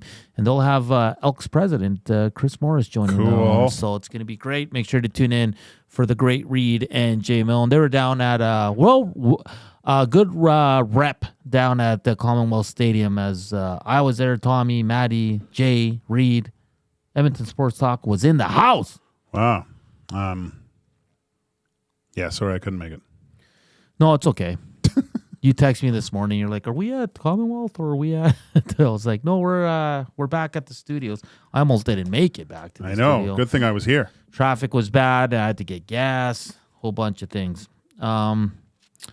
Jasmine says Band of Brothers is HBO. Anything HBO is great. That's a good point. HBO rarely puts out a bad show. Yeah, no, they're like. What is the worst show on HBO? Because all of them are good. No, I've liked them all. Even the ones that are bad are good. There's one really good one that I don't know if you watched Chernobyl. Oh, so good. If you like Chernobyl, Band of Brothers is better than Chernobyl. Okay. And Chernobyl's pretty badass. I was just telling Gager, I'm either going to start Band of Brothers. I'm going to watch both, but I'm going to start Band of Brothers or Shameless. I just heard about Shameless. You might need a little Shameless just to decompress after Band of Brothers is heavy, dude. Is it? Yeah. Oh, okay. I like that heavy stuff, though. I cry when I watch it. Because there's a show on HBO called Industry. It's pretty good, man. It's based out of England, like stock market stuff. Oh, yeah? Yeah, it's really good. I don't like the music they play in it because it's very, like, old school music. Okay. Yeah. But it's a really good show if you haven't watched it. But, yeah, it's hard to find a show that's not good on HBO. It truly is. Now, I haven't seen them all, but... No. But what's another really... Like The White Lotus is good. White Lotus is good. They've had some Pretty Little Lies, I remember. That was really good. I mean, Succession was fantastic. True Blood, unbelievable. I haven't seen that one. I've heard about it. Yeah. The Penguin, which I have to get caught up. I'm still stuck on episode 3, but Ballers. Remember Ballers with the Rock? Ballers with the Rock was great. That was good. I heard Barry's good too. Barry's. I watched the first season. Barry, solid show. Is it good? Yeah. Okay. Because I was I started watching that Shrinking with Harrison Ford and Jason. Yeah. Oh, it's so good, Gager. Okay, I gotta watch that too. It's like very good humor. I watched that Silo on Apple Plus. It's mostly because of Rebecca Ferguson, but it's good. I like it. Good stuff. We're just ahead of our qual. I do want to get to the Minnesota Wild. I know we'll break it down tomorrow, but that team is rolling right now. Kirill the Thrill is just having an outstanding season. And this is a team, Gager, the Oilers have only beat them twice in the last 12 games. Really? Is this for you kind of a scheduled loss? Because every team has a team that they struggle against. Like Edmonton dominates Nashville and Ottawa to a certain extent, but Minnesota owns the Oilers. They have one of my favorite players in the league, aside from Thrill, is Eriksson Ek or whatever. Yeah. He's fantastic. Oilers could have had him too. He is so good. Like so talented, so big, so strong. Unbelievable player. But like Boldy, Rossi, like they just Brock Faber. Like defenseman, like just outstanding. Gustafsson in net has been unreal this year. It's going to be a tough matchup. But Zach, we got our qualifier. Bonnie Doon Ron. Bonnie Doon Ron. How you doing, Bonnie Doon Ron? Hey, Loco, it's Rod. Rod. How you doing? Acevedo. Oh, pretty good, man. That's my buddy. Another Chilean compadre here. How you doing, man? Pretty good, man. Pretty good. I was actually quite surprised to get a call. I was actually going to hang up on Zach there, but I'm glad I stayed. A lot of people hang up on Zach, Rod, so don't worry about that. Are you excited with Ed Hervey? Are you a big Elks guy? Oh, I had goosebumps when I saw his press conference there, man. Yeah. It was actually pretty cool. You know, it's inspiring to see that, you know, that kind of personnel come back. Oh, for sure, for sure. Rod, if you win this trip to LA, are you taking the wife? I'll probably take my son. Oh, that's right. Yeah. How's the son now? Ernesto, he's 13. Oh, yeah, that'd be a great trip, eh? Father, son. Yeah, that'd be great. Awesome. Obviously, you would enjoy the Oilers game there, but you would also get to go to Clippers, Warriors, Rams, Cardinals. Of those two leagues, kind of, which one would you be most excited for, the NBA or the NFL? I think the NBA. It'll be surreal watching those big guys. Would be in awe. And that new arena as well would be just unreal. Rod, if you do win this trip, it's a flight for 2 to LA with hotel and rental car. You would leave on Boxing Day and return on the 30th, like I just mentioned. Clippers, Warriors, Rams, Cardinals, and the Edmonton ice hockey team in either LA or Anaheim. Rod, tune in November 29th to the morning show. That's when the grand prize will be given away. All the best, buddy, and I hope they call you. Oh, that'd be great. You Great should have show, said guys. you'll take Hernan, or you could have. Yeah, that would have got you some brownie points, Rod. We'll drink some Long Convinos. Yeah, for sure, buddy. Salud, man. It's great chatting with you. All right. All the best to the family. Take care, man. Ciao. Okay. That's Rod, fellow Chilean. He went to high school with my sister. He was a really good soccer goalie. Oh, yeah? Goalie? Yeah. Wow. Yeah. So, Rod, our next qualifier, good stuff. Your next opportunity will be on the Reed Wilkins Show with Jay Milne that gets going at 3. Gage, you're back to the Minnesota Wild. Whoa. Am I wrong to say scheduled loss? Yeah. But this is my reasoning. Arvidsson's probably still out. Nurse is out. Hyman's potentially out. Kapanen's probably not going to be here. He might. We don't know because the team's off today because they had travel and all that. Joel Erikssonak. That's what it is. Yeah. Sorry, guys. But like I look at this and it's the same thing with Nashville and Edmonton. Like you'd have to be kind of silly to pick Nashville to win because they don't beat Edmonton and Edmonton does not beat Minnesota. Yeah, I think I was there for last year's game. It was a pretty dominating performance by the Wild. I mean, Kirill Kaprizov's he's establishing himself as one of the best players in the league, if he hasn't already. Very fun to watch. Matt Zuccarello out, so that's a little bit. But Marcus Foligno, they've got size. You know, I was kind of thinking that this team was going to have so much trouble after Bill Guerin had those buyouts of Parise and Suter. Like I thought that was just going to handcuff these guys for years to come. But I mean these guys are competitive. And you know what? Isn't this Marc-Andre Fleury's last year, right? So I don't know if he gets a start against Edmonton or not. I would lean towards maybe that he does, going up against Connor McDavid, like the best in the league one more time. I don't know. We'll see. But for those people that have been either fans of the Pittsburgh Penguins and watched him win 3 Stanley Cups, and might be your last opportunity to see him live. Yeah, second best team in the Western Conference, currently second in the Central, only 5 points back of the Winnipeg Jets with a game in hand. That's pretty impressive for the start Winnipeg had. Minnesota's right there with them, and no one's really talking about them. They're at 12-3-3 on the season, Gager, plus 18 goal differential, 4-2-1 on the home, 8-1-2 on the road. That just Devon Shore back in town, looks like, possibly. With Shoresy. With the Wild? Yeah. Really? Is he with the Wild? Let me see. I know Zuccarello's out. Maybe that's the reason. Zuccarello's out. It's going to be a tough matchup, especially with the Oilers dealing with their injuries. What do you think, Nasties? Do you think it's like Hernan just said? Do you think it's what did I say again? I didn't say guaranteed. Maybe he's not in the scheduled loss. Yeah, and I know people don't like using that term, but this Minnesota team has some sort of edge on Edmonton. I just can't figure it out. Edmonton is in the first wild card spot, just ahead of Vancouver at 22 points. Colorado just outside at 20 with Seattle, and Anaheim is right there too, Gager. Got to make hay while you can, I think, with the Oilers now. Coming off this road trip, 3-6, but I know this is a difficult 2 games. Like, they're playing really good teams, but I think Oilers are always a little bit better as underdogs, and usually going into games they're not. And just looking at recent play, looking at standings, I would put them as the under. Like, I'll be counting on the Wild to win this game, and Rangers are good too. They should be underdog. They should be. And you know what bothers me the most, and I put this on the management, is they can't have a regular roster where they can't roll out 4 lines. They have to go 11-7.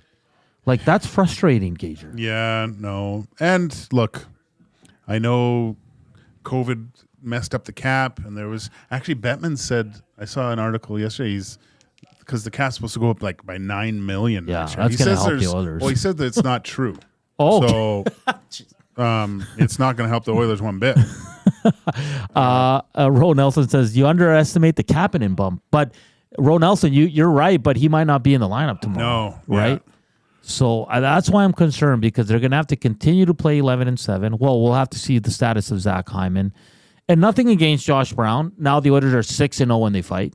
I know. I heard you say that last Nothing against Josh Brown, Gager, but I like the traditional 12 forward, 6 defenseman.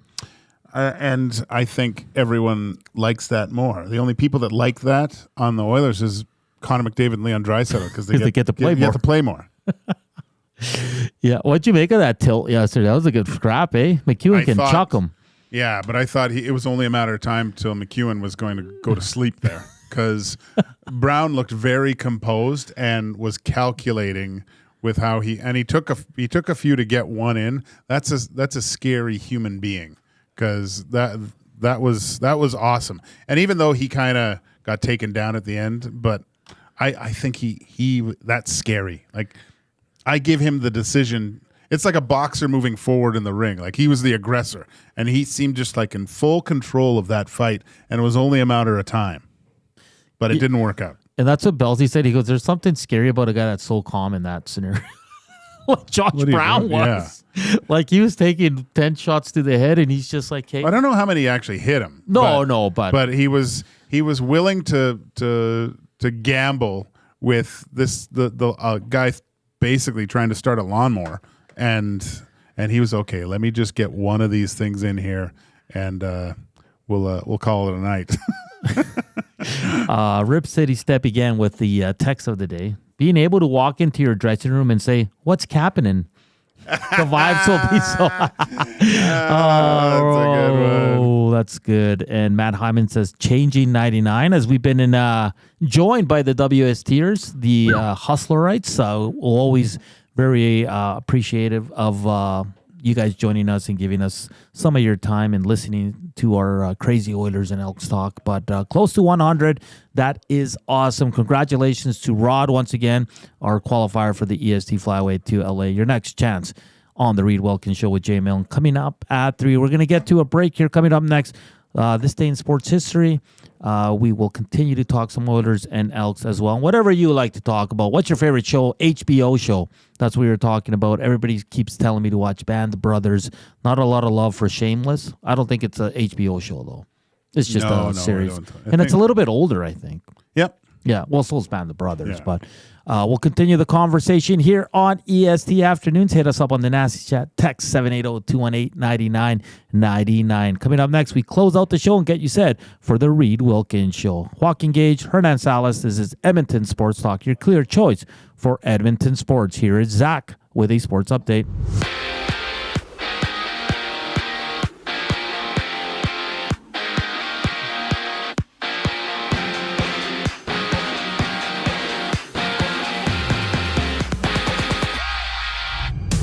The NHL has 5 games with the Flyers meeting the Hurricanes, the Predators taking on the Kraken, and the Golden Knights playing against the Maple Leafs, having Toronto place Max Domi on the IR with a lower body injury. And Patrick Laine has hit the ice for the Habs for the first time since suffering a knee sprain in the preseason.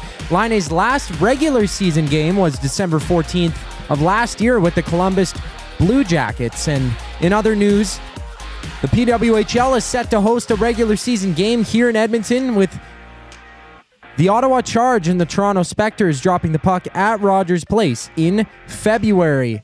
In the CFL, the BC Lions have relieved head coach and co-general manager Rick Campbell of his duties, while promoting Ryan Rigmaiden as general manager and Neil McAvoy to vice president of football operations.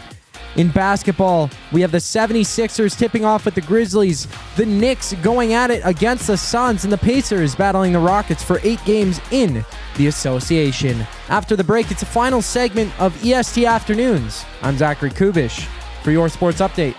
You want the heavy hitters on your team, both on and off the ice. If you've been injured in a car accident, call the heavy hitters of injury law. James H. Brown and Associates, Alberta Injury Lawyers. With over 200 years of combined injury law experience, their precedent-setting lawyers are ready to help. Locally owned and proud Edmonton Oilers fans, James H. Brown and Associates wants to support you with their unrivaled experience, unrivaled results, and unrivaled commitment. When accidents happen, head to jameshbrown.com. 780 is just another lame-ass, low-budget local shop. Homegrown right here in Edmonton. 780 is both the shop name and their in-house clothing brand that celebrates all things unique to E-Town. They also work with close to 1,000 local vendors from the 780 to help promote and get their brands off the ground. Check them out online at 780.com or at any of their 5 locations at Southgate, Londonderry, Kingsway, St. Albert, and the Outlet Mall by the airport. Looking for a winning strategy for your retirement? Contact me, Joaquin Gage at K4 Financial, where expertise meets dedication. I will always look for a careful approach to your retirement, ensuring your financial future is secure. From tailored strategies to clear, actionable advice, I'm here to guide you every step of the way. Don't leave your future to chance. Get in touch with me, Joaquin Gage, today at k4financial.ca or email joaquin.gage@k4financial.ca to start planning for a brighter future and a more secure retirement.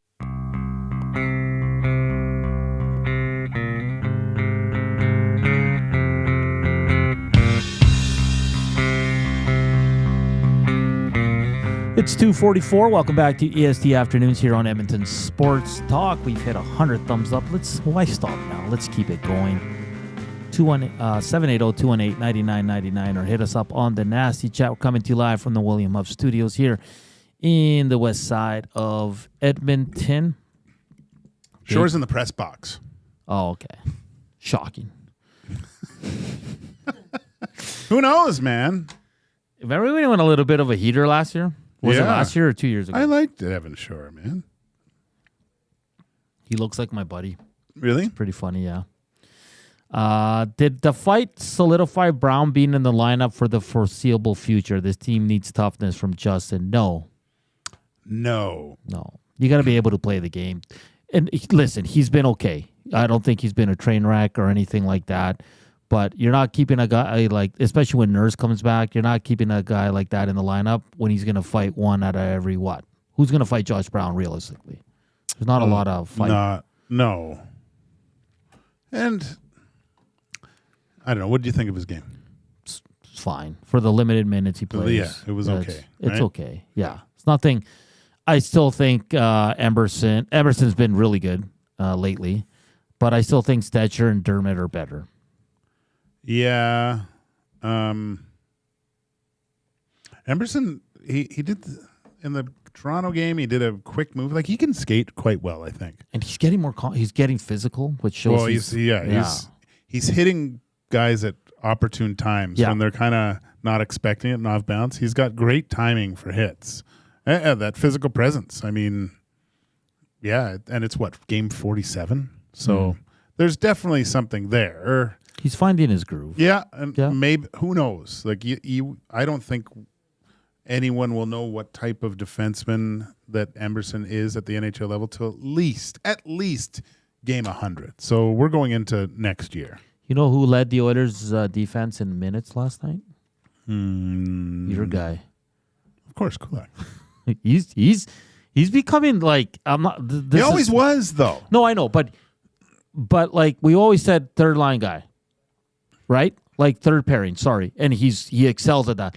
But I didn't know he had this like much more to play like the way he's playing. Does that make sense? Yeah, but I just after the first time I noticed Kulak was when he played for the Canadiens and they went to the finals. And he was transporting the puck, and I was just like, "Wow, this guy is amazing." And then the Oilers picked him up after the bubble season, and I was like, "This is one of the greatest pickups they've ever got." They got him for basically nothing. This guy can play. And then he was on that third pairing kind of thing, and limited minutes, but never really. I mean, he wasn't a matador like Bouchard most of the time, and. Now, like when you got to the playoffs, he went from, being a kind of a 5-6 guy to I'll say 3-4 defenseman. Now, given the actual uptick in minutes, I don't know, man. Him and Darnell Nurse before it's unfortunate Darnell got injured because they looked really good together. Oh, excellent. Yeah, really good. And ideally, you don't want that going into the playoffs. Why not?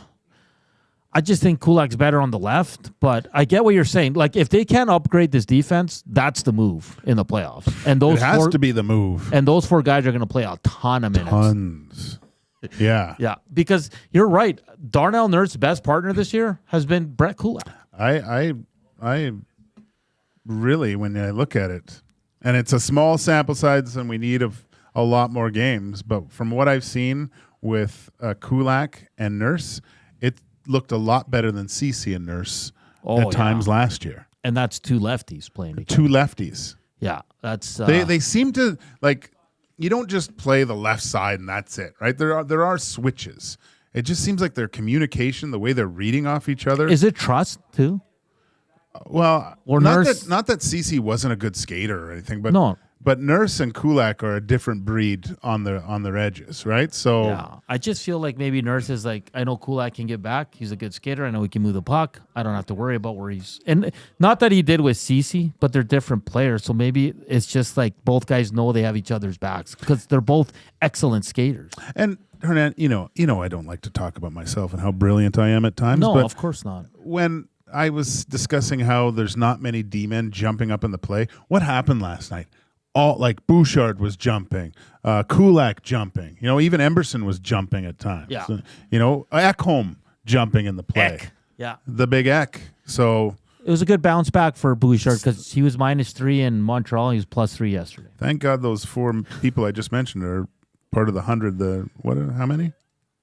They're part of the 144 that are watching right now. Awesome. I want to get to this in this day in sports history, Gage. This is kind of weird. Do you remember this? I don't. 1997, Eric Lindros tried to bite Marty McSorley. Does anyone remember that? Really? Yeah, I don't remember that. Do any of our nasties remember that? Tried to bite him? Eric Lindros tried to bite Marty McSorley when he was with the Sharks. Was it like a hand in his face or something? I don't know. That's why it stood out to me because I do not recall that. No, I don't either. Because you'd think that would stand out. It was a time... Today, if someone tries to... We got 18 angles of it, though, Well, right? who was the last one to do it? Was it Marchand? No, he licked. He licked, sorry. Yeah. That was gross. And then guys are all salty and sweaty. Mike Tyson bit his own glove on Friday. He was just trying to get his gloves off and go home. I saw online actually why he might have done that. Anything he said, of course, he has a habit of biting people. Ha ha ha. But it's to try and keep your guard up because if you're not biting the glove, you might bring your glove down and leave your guard down for the punch there. But he was chewing on it. I almost thought he was going to take a bite out of his glove and spit it on the ground. It was bad.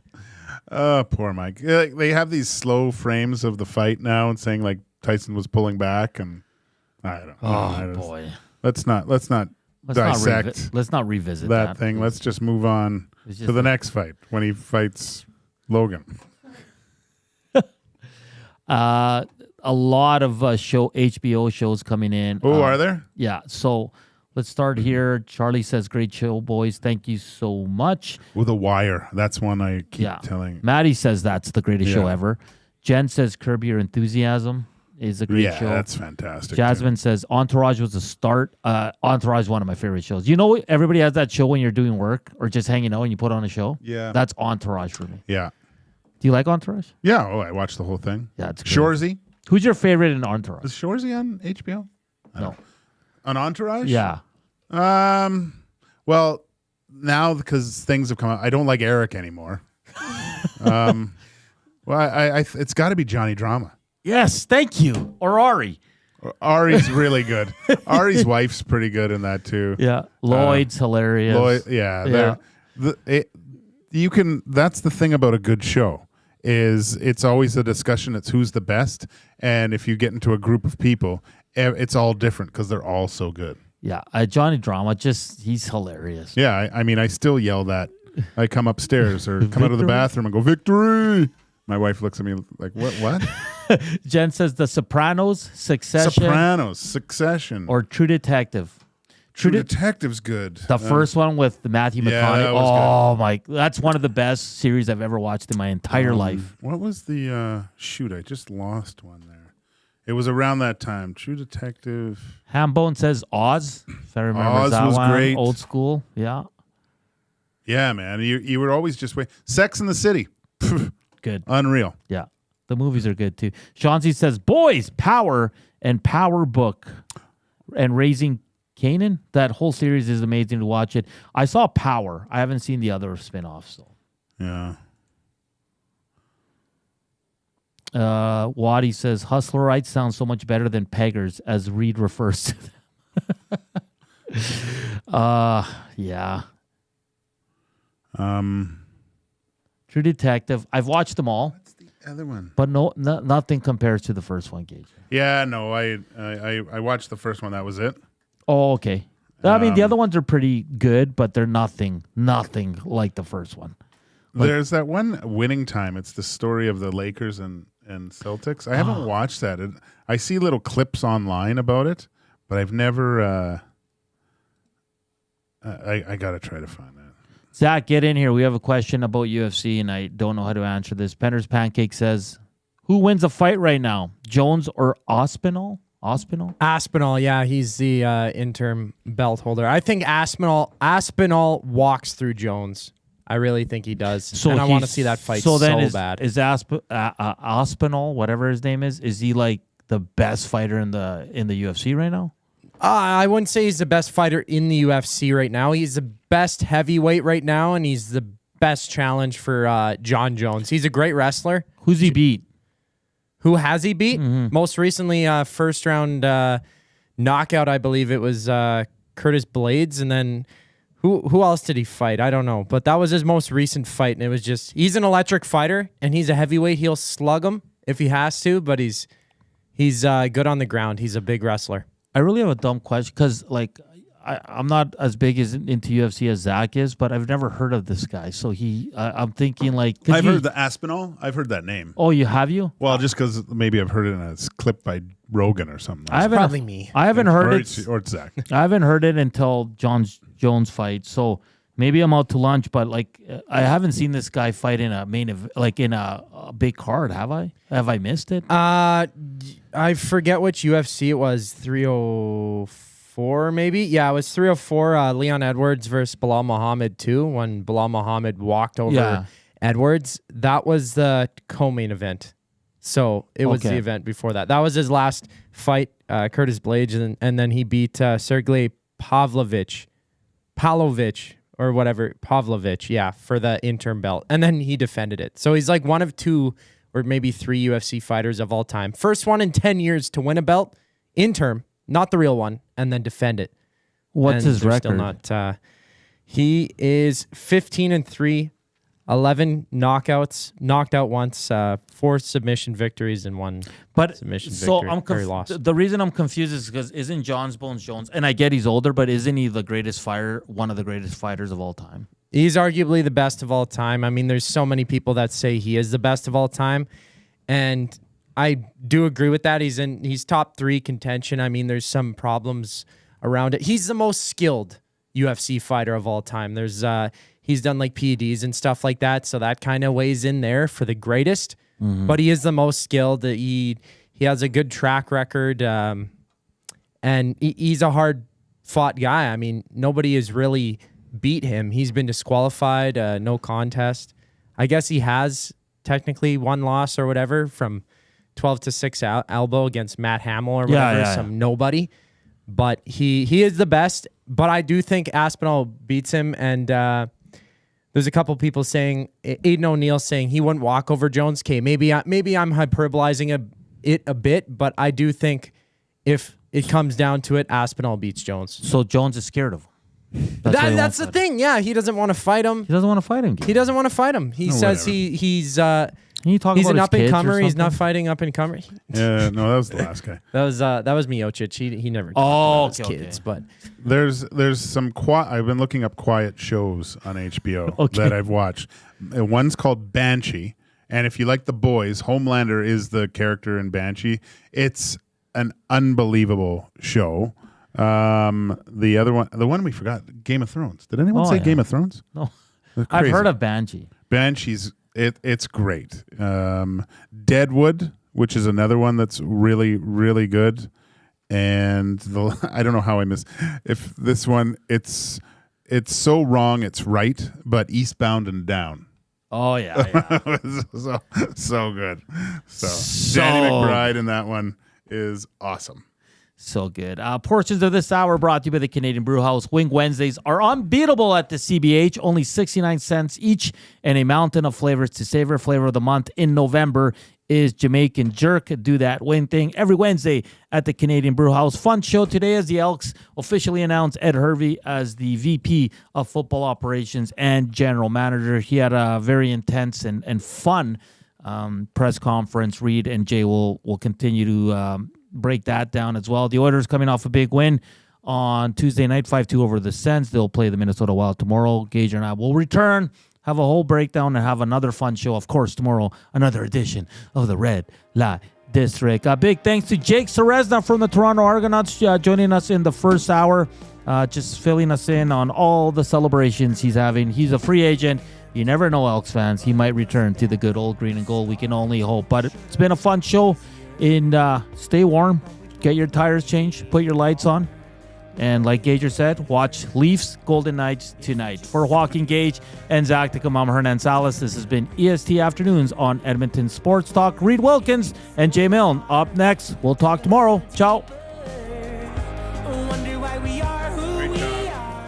Sports Talk delivers a mass audience of key, influential customers to your business, all while you associate your company brand with the biggest names, the hottest sports news, and teams from every league around the globe. It's where fans go to get their sports fix and where our partners find the most loyal consumers. Contact us today and see how our team on Edmonton Sports Talk can score the biggest goals for your business. With various advertising options available, email business@edmontonsportstalk.com or head to our website, edmontonsportstalk.com.